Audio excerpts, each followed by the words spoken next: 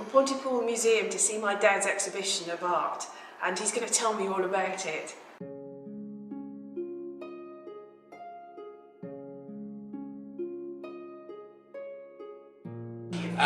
These are the newest little things that I've been doing in my sketchbook. They're all black pen or pencil, mostly in black, very fine pen. There isn't anything else except pen work on them. And that's a place up by me, a tree trunk. Gnarled tree trunk with the water coming through. I couldn't resist drawing at the time. There's another one of the allotment, which I called... I've got the largest cabbages. I've got the largest cabbages. And this is out of my... All these are mine pictures now, these ones. These are completely out of my head. This is uglies. Leonardo da Vinci did uglies. I don't know whether you know the drawings that he did. You find that he did old men, very gnarled, ancient old men, skin hanging off them. So I did, out of my head, looks like the seven dwarfs having a fine time, but I just called it uglies. Bees on noses, somebody licking this guy's bald head, pimply, pockmarked face. It's just something that I like doing, these characters, you know. And then that's a Picasso-ish, I suppose. Single pen line, you know, with faces. And these are straight out of my head, these are wild. Just come from nowhere. The trains to nowhere, the tunnels going whatever. And that is like in New York or London, the buildings right close together and this guy's stuck on the top crying out. And they are saying, I see you. This is the craziest one probably. So I've been told, dream on. It's a mad, mad, crazy, crazy world that's come out of my head. To explain it, I wouldn't be able to explain everything in there, it just happens. And this is Escher. It's not a reproduction, that isn't right. That is not right. Somebody's put a reproduction. That is completely out of my head. That is my version of an Escher.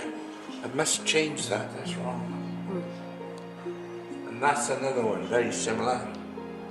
Oh, I must change that, that's absolutely wrong there. It's mine. Completely my own. There's another one, again, two there of allotments. Same allotment.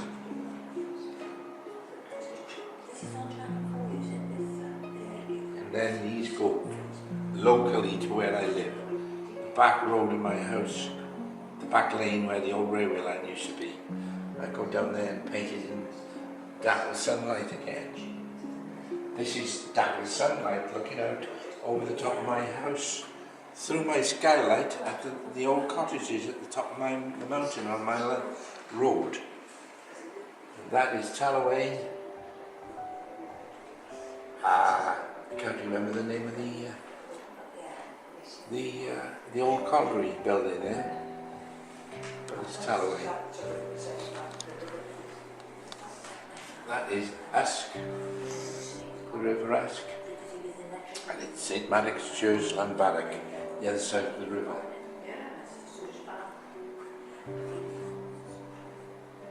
This is one that I did of the garden of Giverny, which is Monet's garden, my version.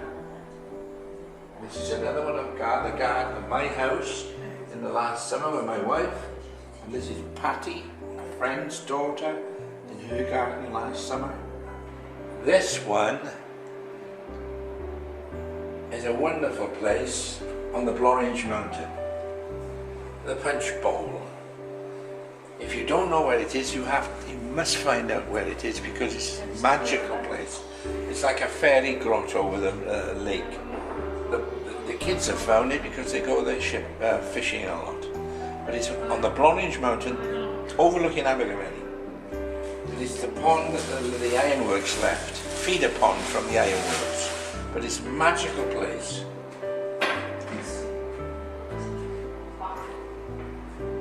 This is an old derelict house at Alaskan. It's a watercolour that I did. I think that house, that old barn, has now been converted into a house. Most of these old barns that you find around, people buy them up cheaply and make them into houses. And I think that somebody's actually made this into a house since I did that. Of course, this is Bruegel, who I love. This is the most famous Bruegel, which I reproduced. Having done it, I had to make mine to go with it. So this is my version of the meal, the feast, which is a local, we call it the old fogies meal and the old senior citizens meal at Gandifer. And they're all real people. Some of them are not with us anymore, but they are all real people. That one goes with this one, and this one is a Renoir, which I absolutely adore because of the dappled sunlight, which is what I want to do in some of my paintings. And that's my version to go with it, of most of my family and friends in Pontypool Park. These are next door neighbours. This is me and my wife, and that's me and my wife. And that's two friends that we used to have as actor friends in the settlement in Pontypool. It's my wife's brother and his wife. There is Elise, my daughter. That's Sophie, and that's dear Sophie. Both of them from France, those two. I must also put in things like this because I've done dancing ones as well. This is the only dancing one that's seen, which is the Toulouse-Lautrec, of course. I also love to paint in my garden in the summer. So that's my garden with my white cat. We used to have a white cat called Wuzzle. That's my dear wife. I painted this in the summer, by the way. This is very, very close. In 2018 I painted that in our lovely summer which we had. And then I'm fantastically involved with Cornwall and anything about Cornwall and the fishing. Lately, I've been down there many times. This is the Al Harvey Newlyn School, which I absolutely adored, which I had to do a reproduction on. And there's my version of a fishing, an old fisherman. It looks old, it looks ancient because I wanted to do that. I actually got it off an old postcard, so that's my version of it. Here's a more modern one of St Ives Harbour, which I did recently. That's Mousel, that's St Ives. This one is another reproduction that I did, Between the Tides, and it's by Walter Langley. And it's another Newlyn School, wonderful Newlyn School. These are two of my versions of Merigisi, these two, which I painted. When I had to make up an exhibition, I thought, what can I do? Can I use my reproductions? Is that possible? Can I put something with it of mine? So I thought I'll do my involvement with the picture, my interest, and make another painting to go with it. So there's the painting that goes with it, La Pie, the magpie on the top of the fence. And of course it goes with that, and then this came along, which is a bit more icy. That's rather cold and icy, that one. So that's how it started, and go from there. And guy with chickens wanted me to paint a picture for him, so I did. Again, he never got back to him, so I still got it. But I love anything like that. Actually, Monet painted turkeys. When I went to Giverny, there was a big painting there of turkeys that he'd done. I couldn't get over the fact that he painted turkeys, big white turkeys. So if he can paint turkeys, I can paint chickens. He's also done quite a lot of flower paintings, sunflowers, not Van Gogh, Van Gogh, but after that, and there's some chrysanthemums there, roses. Oh, there's some, yeah. This one is mine, Yeah.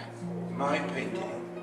But if you look at the Cézanne, there's a Cézanne that's got a similar composition to this, world famous Cézanne. But it's my version, not Cézanne. I haven't actually reproduced any Cézannes in this exhibition. So I've got a Monet. This is a wonderful Renoir that I've done. Friends on the balcony over the Seine. And you painted that entirely? Absolutely, all mine. Reproduction of the real thing. Bruegel, which I love, Bruegel, absolutely adore Bruegel. Another Renoir, a Lautrec, Harold Harvey, and a Walter Langley.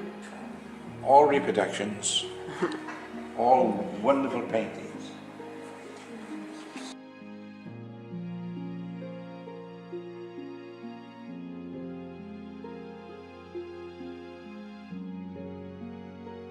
And it's a real pleasure to come and open this exhibition today. And I should start by saying that I know that Bev has a quite extraordinary talent to take something that isn't in itself perhaps the best to look at, but turn it into something wonderfully artistic on the canvas. And I know this is true because he once painted a picture of me.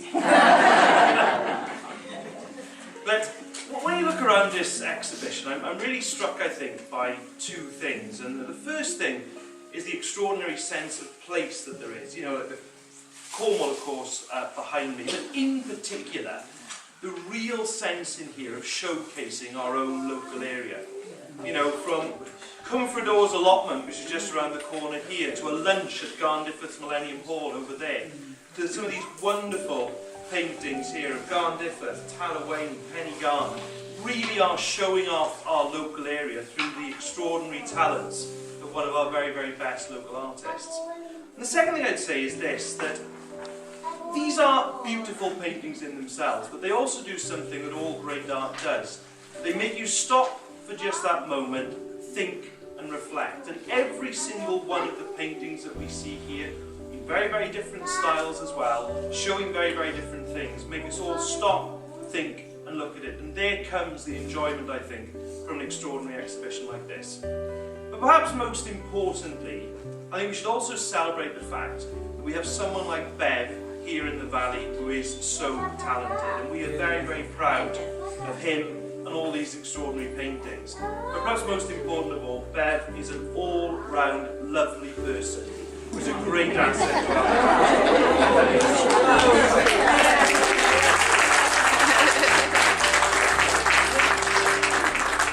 Overwhelmed? Absolutely overwhelmed. I had to put them up because I've had them on show over the years, and some sold and some didn't. Some are very new, some are quite, you know, getting on a bit. But together they are a big show, and I hope you all enjoy it all.